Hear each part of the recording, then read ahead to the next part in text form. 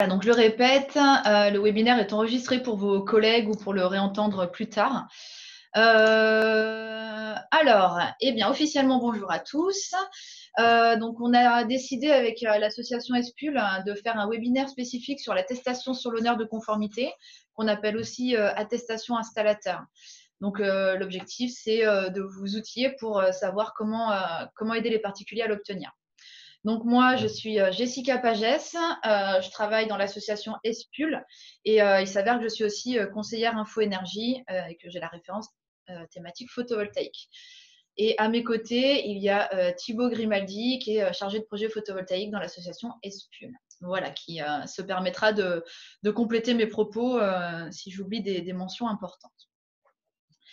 Alors, on est sur un format court, on est sur à peu près une demi-heure au total, avec 15 minutes de présentation, et puis 15 minutes d'échange, si besoin, qui se font au travers du chat. Donc, Thibaut regardera les questions et me les donnera au fur et à mesure.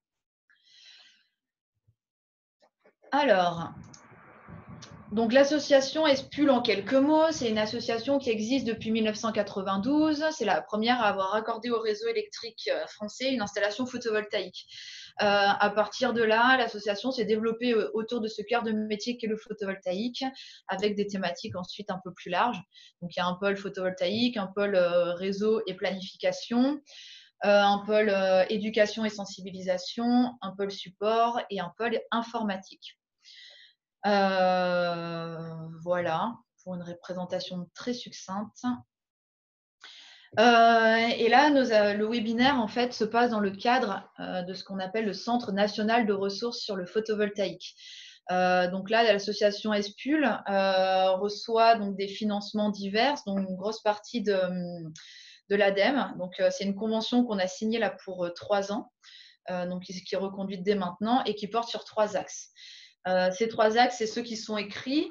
Donc, le premier, c'est faciliter la massification du photovoltaïque raccordé en basse tension. Donc, dans ce cadre-là, on anime des permanences photovoltaïques. Et c'est pour ça qu'on fait ce webinaire aujourd'hui. C'est pour former nos relais. Donc, vous êtes nos relais, en fait, de professionnels auprès du grand public. Le deuxième axe, c'est améliorer la compréhension du système électrique et des enjeux de raccordement. Donc là, on a un site internet qui s'appelle réseau.photovoltaïque.info qui vient en complément de site internet que vous connaissez tous, qui lui contribue à l'amélioration et à la diffusion de la connaissance sur le PV. Donc il s'appelle photovoltaïque.info, qui est vraiment un outil à votre disposition pour répondre aux questions des porteurs de projets, quels qu'ils soient, professionnels ou particuliers, voire même installateurs.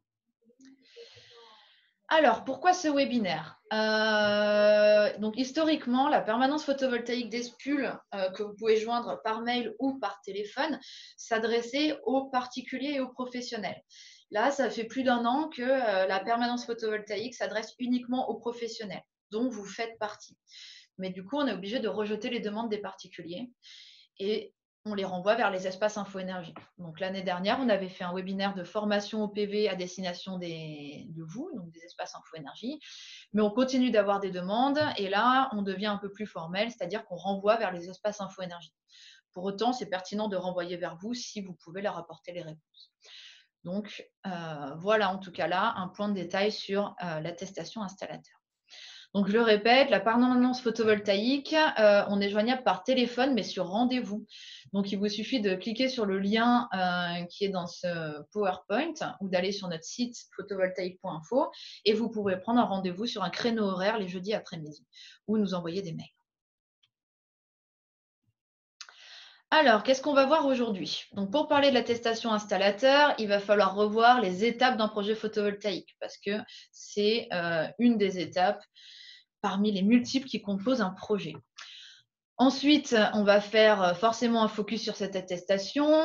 On va voir les solutions qu'ont les particuliers et vous, en tant qu'espace info énergie, comment vous pouvez répondre à ces demandes. Et on terminera par un petit sondage sur des questions qu'on a pour animer un réseau plus tard. Et pour les questions, n'hésitez pas à vous appuyer sur le chat. Alors, vous êtes prêts? Les étapes d'un projet PV. Donc, effectivement, elles sont nombreuses. Donc vous, espace info énergie, normalement, vous arrivez en amont de la signature du devis, c'est-à-dire vous conseillez le particulier sur l'étude de potentiel et l'étude du devis, et ensuite on arrive à la signature du devis. Donc vous avez un petit picto avec le particulier, et puis celui qui a la clé, c'est l'installateur. Donc là, ce qu'on est en train de dire, c'est que la signature du devis concerne l'entreprise et le particulier. Ensuite, une fois ce devis signé, il va falloir faire une demande d'urbanisme. Donc ça, soit c'est marqué dans le devis et c'est l'installateur qui s'en occupe, soit c'est à la charge du particulier. Ensuite, toujours pareil, soit c'est l'installateur qui s'en occupe, soit le particulier, mais une demande de raccordement au réseau est faite auprès d'Enedis. Une fois que ça c'est validé, on peut faire la pose de l'installation. Une fois que l'installation est posée, le consuel va passer. Une fois que le consuel est passé, il va y avoir une mise en service de la part d'Enedis. Quand la mise en service est faite, l'installateur et le particulier vont pouvoir faire ce qu'on appelle la réception des travaux. Donc un document est signé.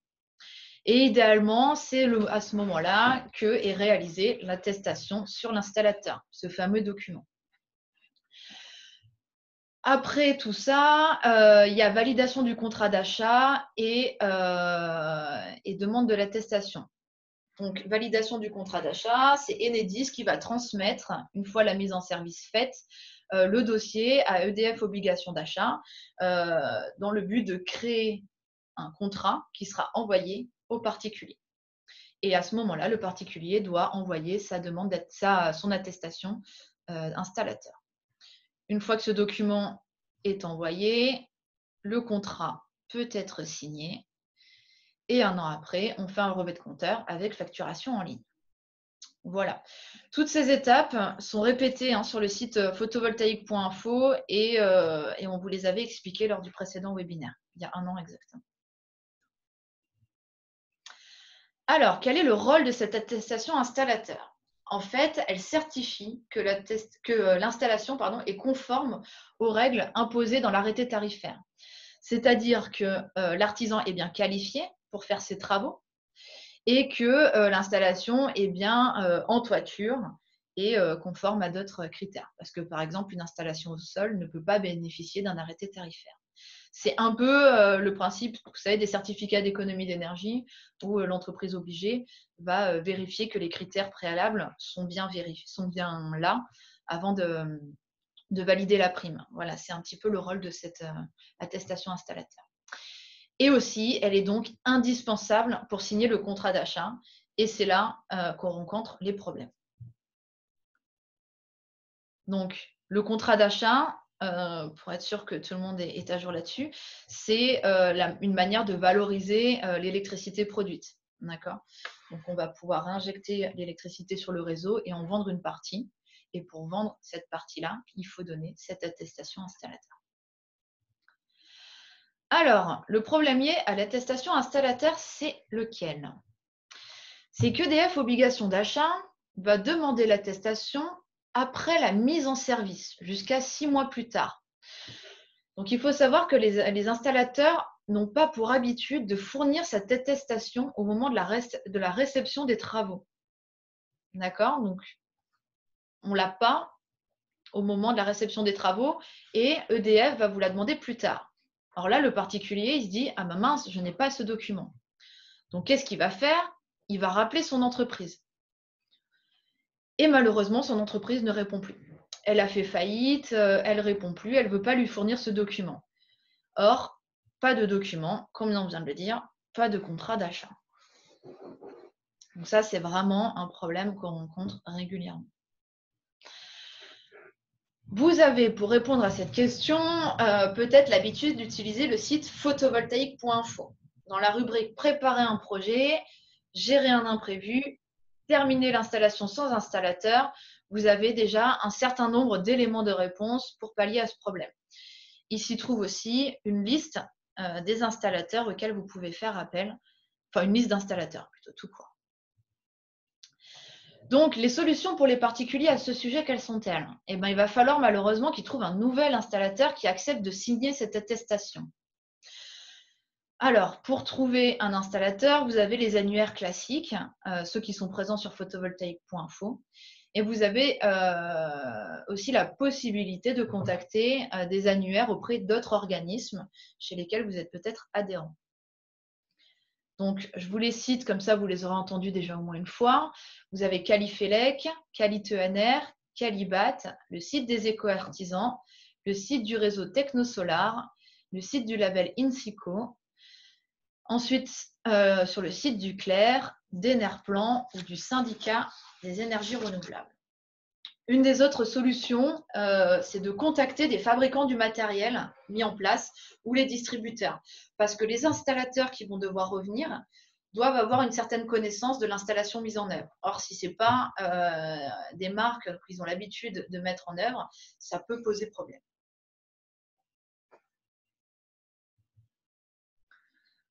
Alors, les solutions pour les particuliers. Et vous, du coup, comment vous devez accompagner ces particuliers? La première chose, c'est savoir où est-ce qu'ils en sont dans les démarches administratives. Donc là, j'ai vraiment pris le cas le plus défavorable. Donc les démarches administratives, c'est est-ce que auprès d'Enedis, est-ce que la demande de raccordement a été réalisée? Est-ce que le consuel est passé? Est-ce qu'un contrat d'achat est en cours ou en attente de finalisation? Donc normalement, il vous appelle sur cette dernière étape, c'est-à-dire que EDF-OA, obligation d'achat, vous a fait a envoyé une demande de contrat et donc sont en attente de l'attestation installateur. Alors, comment bien choisir un nouvel installateur? Donc, avant tout travaux, il faut que la personne qui vienne sur le chantier, même s'il est terminé, fasse un audit de l'installation. Une fois qu'il a fait cet audit, il faut qu'il vous envoie un rapport et un devis des travaux à réaliser si nécessaire. Ça, c'est vraiment dans le cas où le précédent installateur qui n'existe plus a fait du mauvais travail. Ensuite, il faut s'assurer que cet installateur a ses assurances décennales et a une bonne connaissance du matériel de l'installation mise en œuvre. Suite à ça, vous pouvez faire réaliser les travaux pour finir le chantier ou mettre en conformité l'installation. Suite à quoi, il va y avoir le consuel qui va passer et l'attestation installateur qui va être délivrée.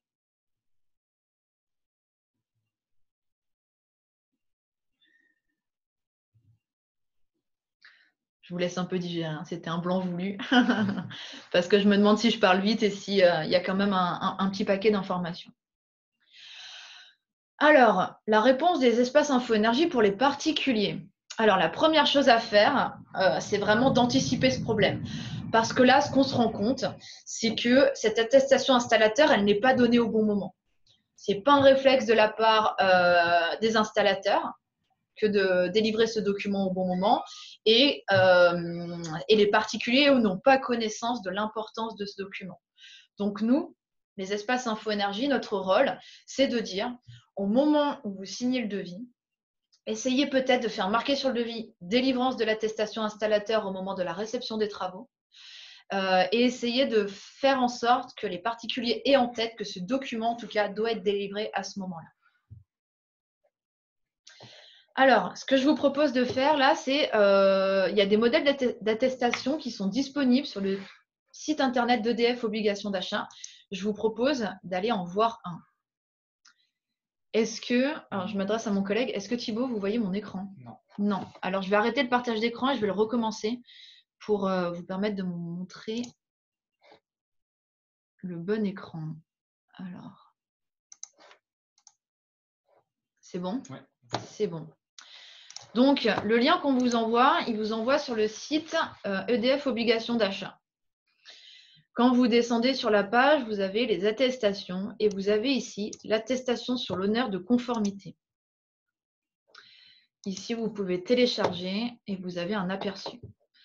Donc là, c'est un exemple d'attestation sur l'honneur, mais c'est un document voilà, très formel qui doit être signé entre le particulier et l'installateur.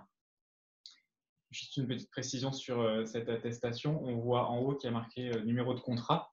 Et sur la deuxième page, c'est également marqué numéro BTA. numéro de contrat BTA. Voilà. En général, au moment de la réception du chantier, on n'a pas ce numéro BTA en fait, qui est fourni par EDF Obligation d'achat quand il commence à rédiger le contrat. Mais ce n'est pas important en fait, d'avoir ce numéro pour la signature de l'attestation. En fait.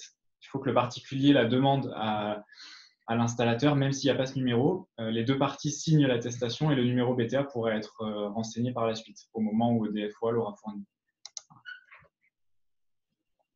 Voilà, donc je ne sais pas si vous voulez le lire rapidement. Je vous laisse en prendre connaissance une petite minute.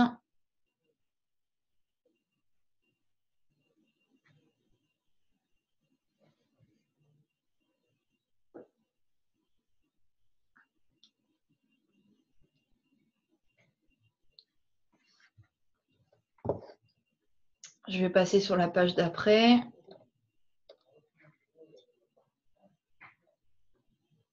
Donc, ouais, il y a les caractéristiques de l'installation qui doivent être référencées d'une manière un peu précise quand même. Voilà, je vais arrêter de partager. Ce document, vous l'avez. Et je vais repasser sur la présentation. Donc voilà, une possibilité, c'est effectivement anticiper ce problème et donc pourquoi pas leur fournir le lien pour qu'ils téléchargent eux-mêmes cette attestation afin de la faire signer. Alors ensuite, créer un mail type pour les particuliers. Donc moi, je travaille à l'espace Info Énergie 69 et on a créé un mail type qui décrit les différentes étapes de montage d'un projet avec un petit message d'alerte sur ce point qui est l'attestation installateur. Ce mail type, c'est aussi un mail qu'on va vous fournir qui est lorsque les… Donc, il y a pour moi un mail type en anticipation et un mail type quand le problème est là. Et donc, on a créé un mail type qui explique du coup le problème lié à cette attestation installateur et la difficulté que peuvent avoir les particuliers à trouver un nouvel installateur qui va accepter de faire ce document. On explique les raisons pour lesquelles il faut être indulgent avec les installateurs, plus une liste, un annuaire, celui qu'on vous a présenté tout à l'heure, un annuaire pour renvoyer les particuliers vers des artisans. Et aussi, ce qu'on va vous inviter à faire, c'est créer une liste d'installateurs sur votre département qui acceptent de faire ce qu'on appelle de la reprise de chantier. Donc nous, on en a une à disposition, mais en fait, elle est à jour, elle a été mise à jour en 2015. Donc voilà, ça fait 5 ans. C'était des installateurs qui avaient accepté pour continuer de faire vivre la filière photovoltaïque et pallier un peu à cette éco-délinquance, là, de ces artisans qui font faillite et qui font des chantiers un petit peu contestables, de faire de la reprise de chantier pour que les installations arrivent à terme pour les particuliers. Donc, nous, on va vous mettre à disposition ces listes d'installateurs. On vous invitera à prendre uniquement celles qui concernent votre département et les départements limitrophes et à continuer de constituer la vôtre avec des installateurs à jour. Et voilà. Et comme on vous le rappelle, vous pouvez être accompagné sur le site photovoltaïque.info. Alors, ces ressources dont je viens de vous parler, elles sont téléchargeables sur le lien qui est présent là sur la slide qu'on vous présente. Donc, en fait, il y a un guide sur comment apporter un support aux particuliers pour l'achèvement de leur installation. Donc, tout ce qu'on vient de se dire là a été rédigé par écrit et est téléchargeable sur le lien qui est disponible là. Et effectivement, vous aurez aussi cette liste d'installateurs de vos départements qui sera à disposition sur ce lien.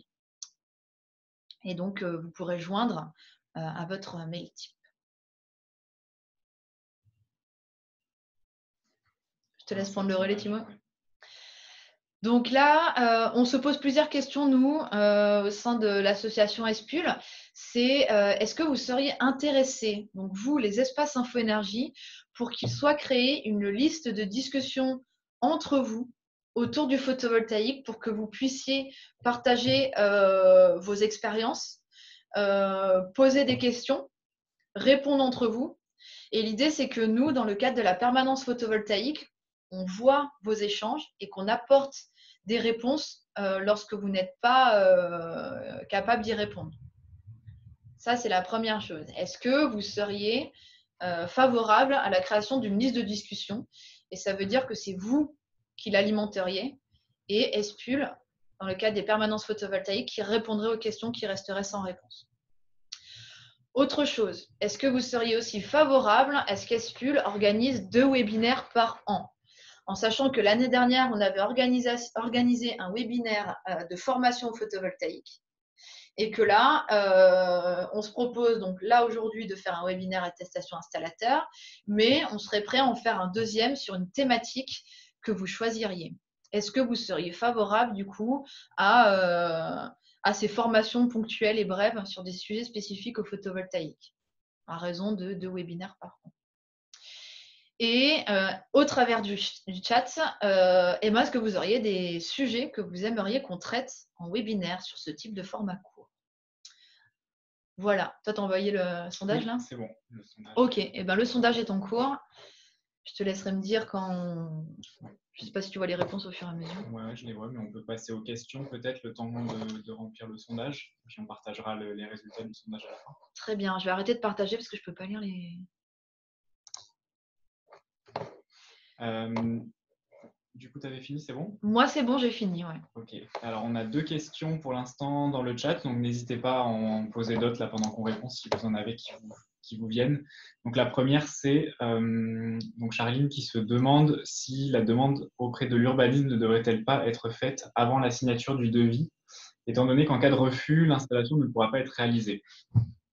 En général, les démarches administratives sont réalisées par l'installateur. Le particulier délègue en fait toutes ces démarches, demande d'autorisation d'urbanisme et demande de raccordement.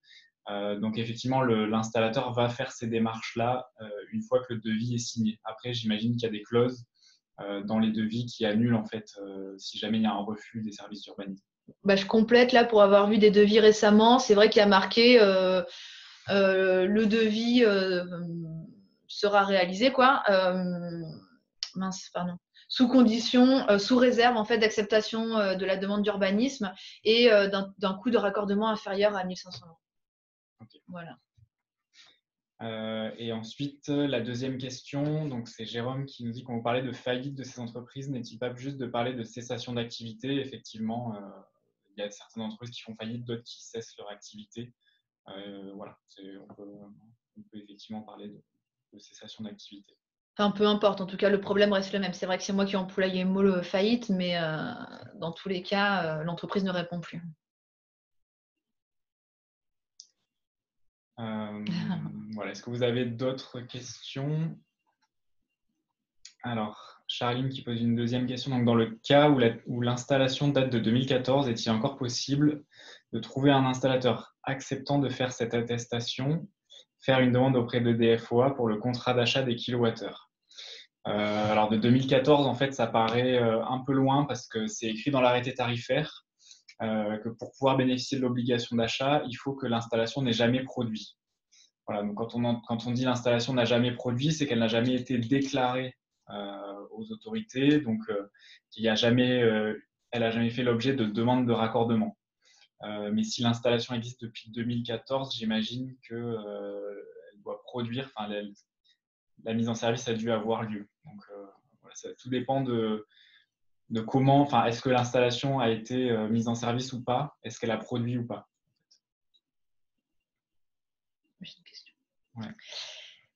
Moi, j'ai une question, là, je la pose à Thibaut exprès. C'est est-ce que du coup, dans ce cas-là où le tarif d'obligation d'achat n'est pas possible, il y a d'autres fournisseurs, d'autres entreprises qui peuvent racheter à un tarif non réglementé, par exemple Enercoop à des tarifs de 6 centimes, il y en a d'autres, hein, mais j'ai qu'Enercoop en tête là. Est-ce que dans ce cas-là, il faut une attestation installateur? Donc effectivement, c'est une bonne question et ça va répondre. Enfin, du coup, je répondrai après à la deuxième question de Charline. Mais donc oui, quand on ne peut pas avoir accès à l'obligation d'achat, on peut effectivement vendre. On dit que c'est sur le marché, donc on peut vendre à Enercoop par exemple, à Urban Solar, Planet Oui, à des tarifs qui sont négociés avec eux. En général, c'est autour de 6 centimes d'euros du kilowattheure. On peut aussi choisir une offre de batterie virtuelle pour stocker en fait son surplus dans des batteries virtuelles pour consommer l'électricité plus tard. Et en fait, pour tout ça, on n'a pas besoin de l'attestation installateur, parce qu'en fait, cette attestation est nécessaire uniquement pour signer un contrat avec EDF obligation d'achat. Donc, c'est une bonne solution également en dernier recours. pour les personnes qui n'ont pas cette attestation. Et donc là, ça répond à la question de Charline. Comment faire pour ce particulier, sachant qu'elle produit également? Donc elle ne peut pas avoir accès à l'obligation d'achat. La première chose à faire, c'est de déclarer en fait l'installation, surtout à Enedis. Donc faire une demande de raccordement en bonne et due forme. Et ensuite, pour l'achat des kilowattheures, donc si elle est en autoconsommation, elle peut soit vendre son surplus, comme on l'a dit, à d'autres fournisseurs comme Enercop en les contactant, soit souscrire à une offre de batterie virtuelle. Voilà. Mais en tout cas, déclarer son installation et ensuite contractualiser avec un acheteur pour le surplus si ça vaut le coup. Sachant que des fois, si on est inférieur à 1 kW crête, on a très peu de surplus, ça vaut peut-être pas forcément le coup de signer un contrat d'achat. On peut faire de la cession gratuite à Enedis sur le réseau.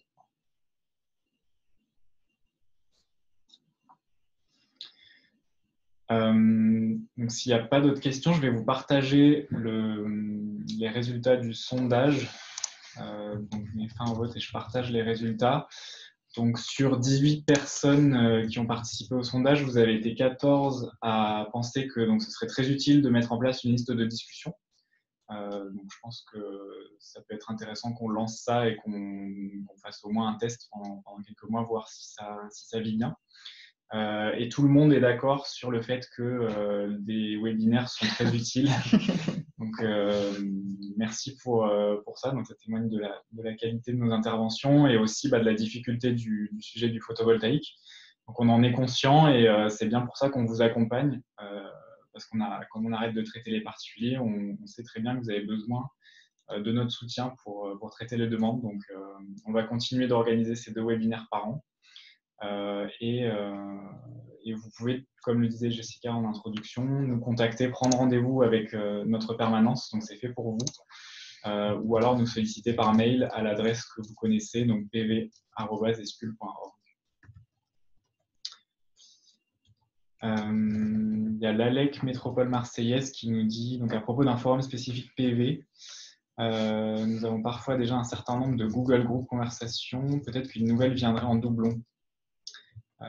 Avoir un espace de ressources. Donc, je vais répondre. J'étais en train de lui répondre en privé. J'ai dit, moi, j'ai pas connaissance en tant qu'espace Infoénergie 69 là, de ce Google Group. Donc, effectivement, est-ce qu'on pourrait en discuter, vous, la personne derrière Alec Métropole Marseillaise, pour voir effectivement comment ça fonctionne, quels sont les sujets, et puis voir comment soit on peut s'intégrer effectivement dedans, soit on crée une nouvelle liste. Effectivement, le but, c'est pas de faire doublon et qu'elle vive. Donc, je sais pas si vous pouvez revenir vers moi. Je pense que j'ai vos coordonnées dans la liste des inscrits. Il y a Isabelle en privé qui me dit, pourrait-on avoir votre support d'aujourd'hui? Donc la réponse c'est oui, on va vous renvoyer le support et le lien vers l'espace de téléchargement. Donc cet espace de téléchargement, je ne sais pas si vous avez vu, mais dans 6 mois, il sera plus valide. Donc voilà, vraiment, on vous invite à les télécharger dès maintenant.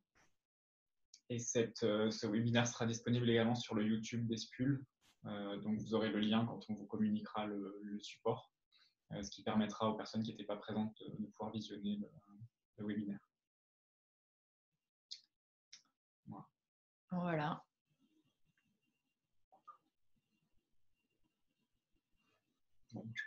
Bon, je pense que c'est bon. C'est la première fois qu'on rentre dans les temps.